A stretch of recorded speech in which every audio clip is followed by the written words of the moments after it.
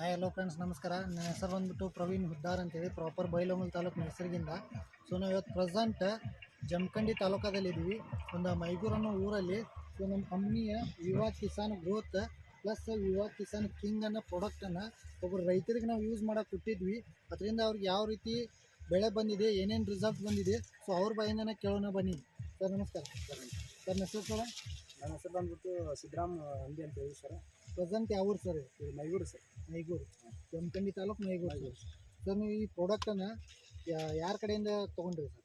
Sir ನಾ starting ಬಂದ್ಬಿಟ್ಟು ಇಲ್ಲಿ ಪ್ರಶಾಂತ್ ಸರ್ ಅಂತೇಳಿ ರಬಕೈ ಇದಾರೆ ಅವ್ರ ಕಡೆ ಕಾಲ್ ಮಾಡಿ ತೊಗೊಂಡಿವಿ. ಅಂದ್ರೆ ಅವ್ರ ಕಡೆ ಅವರಾಗೆ ನಿಮ್ಗೆ ಹೇಳಿದ್ರೇನು ಸರ್? ಯೂಟ್ಯೂಬ್ ನೋಡಿ ಯೂಟ್ಯೂಬ್ ನೋಡಿಲ್ಲ ಸರ್. ಯೂಟ್ಯೂಬಲ್ಲಿ ನೋಡ್ಬಿಟ್ಟು ಸರ್ಚ್ ಮಾಡಿ ಈ ಬಾಟಲ್ನ ಇವ್ರು ತೊಗೊಂಡಾರ.